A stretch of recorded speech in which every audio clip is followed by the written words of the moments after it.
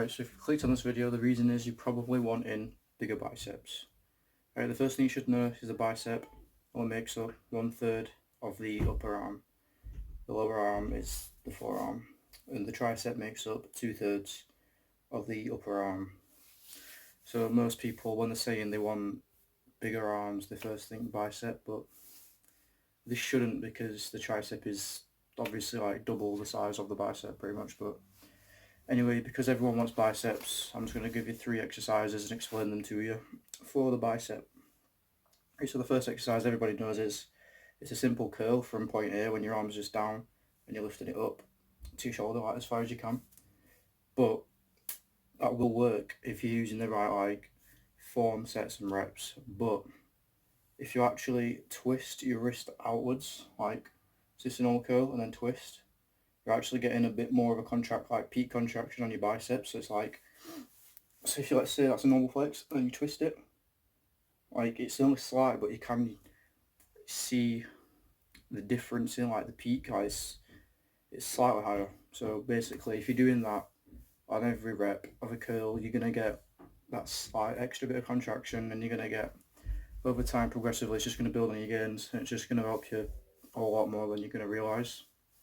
So what you want to do, come up nice and slow, well, not too slow, not too fast, all the way up, twist, and then go down slowly, because you need to fight that contraction in order to like tear your muscle fibers like on the way down. Going slow on the eccentric, which means going down, that tears, that's like it adds to the chance that you're gonna tear your muscle fibers. And the reason muscles build and increase in size is because when your muscle fibers tear, they repair thicker, which is why it adds size.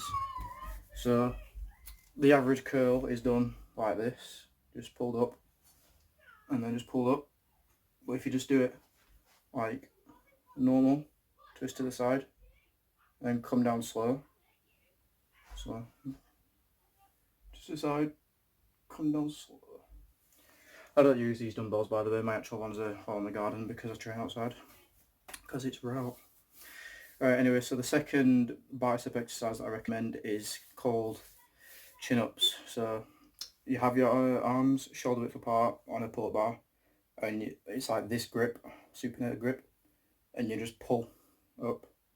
But obviously, again, it's the same principle. You're going down slow as you can, because that's obviously tearing your muscle fibers a lot more and everything. So you're just going to build that more muscle over time gradually. But with the other exercise, I forgot to mention actually, it's the same thing as well for this one and the next one. So for hypertrophy training, which is what I'm going to assume you're here for, which is basically like wanting to increase muscle mass and size, you want to be aiming for 4 sets of 12 really, because if you can't do 8 reps, you're doing strength training pretty much. Like 1 to 6 reps is strength training. That's not hypertrophy. And if you're doing above 12, that's muscular endurance. So there's like different rep ranges and set ranges for different goals, but I'm going to assume you're wanting to get size, so it's hypertrophy. So that's what we're going to be going for really. So 4 sets, 12 reps. If you're doing more, you need heavier weight. If you can't do that many, you need a lighter weight. Right, so yeah, with chin-ups, what you want to do, if you can do more than 12, what you want to do is you don't need a weight belt, but you can get something you can wrap around your waist. I use my dog's rope, right? I use my dog's rope, and then I attach a clip to the rope and a clip to some dumbbells, and just do your chin-ups like that, and just go down as slow as you can, and then just make sure you're between 8 and 12 reps, but don't stop at 12, just because that's the number. Like if you can do more than 12, do it. But if you have more weight available, add it on. And then the next exercise is actually progressive overload. Progressive overload isn't an exercise, I said that wrong, right? The next exercise they all require progressive overload really, but I call it a heavy curl. But it's like, obviously the curl, you pull it up like that, you pull it up itself. A heavy curl is basically where you can hold the weight of the dumbbell, but you can't necessarily pull it up. So what you do is you use your other hand and you pull it all up, like I guess you build momentum because you've got like double strength pretty much, but you just cheat it up anyway. Just do anything you can to get it up here, and then you let it you take off this hand and you let it go down as slow as possible, because then that's just tearing your muscle fibers. Because overload on the eccentric is the key, the key to hypertrophy training. It's all about the eccentric. You can go up any movement as fast as you want, but you have to go down slow, because that's the proper form, and that is hypertrophy. That is how it is. That's like the fundamental purpose of it all. Just go down slow on the eccentric. Alright, so moving on to actual progressive overload, basically it's what it sounds like. So let's just say, like, when I first started out training, I was about 12 and I was using these 5 kilo dumbbells. That was all I had for a while, so I was just using those. And then my stepdad, he brought his old dumbbells from his old house, and they were 10s. I use them for most exercises right now. And obviously going straight from 5 to 10 is a big jump. So basically I could do 50 curls each arm with those, but with 10s I could only do like 6, because it's such a weight difference, because I had the muscular endurance from those, but I didn't have the strength, pretty much, if you know what I'm saying. So what I did is I continuously, like, building strength with the 10 kilos until I could do the hypertrophy training, and now I can do it easy. So once I could do those, I went out to Argos, if you're in UK. If you're in America, I don't know what shops you go to, just go online. But then I went and bought some 15 kilogram dumbbells, which I do a fair few exercises with, but obviously some I'm not strong enough for some yet.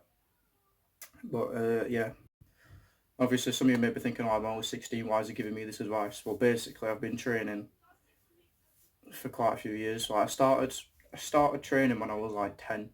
I started taking it serious at about 14. So I've been doing it serious for like 2 years. And obviously because of quarantine, everyone's wanting that home workouts. And I know a lot of people have dumbbells available. If not, you know, you can kind of make dumbbells. Like, just find anything you can pick up and just curl it. Or for your shoulders, just press it. You know what I mean? You can do that. But key point in this video: eccentric overload, heavy weight, going down slow as you can. Perfect. So they are the key features for building bigger biceps. Curl up, twist, go down slowly. Weighted chin-ups, go down slowly, shoulder width apart, remember, because it changes your bicep because you're pulling up with your bicep. And then the heavy curl, cheat up, down slow. So if you don't have dumbbells available, you can still train. Like, you're just going to have to watch calisthenics videos. I'll probably make some in the future, but I don't really do calisthenics myself. But progressive overload is the main thing for hypertrophy, because that's going to increase the weight for the eccentric, which is the whole thing that's tearing your muscle fibers and allowing them to build. So thank you for watching this video, and stay tuned for more.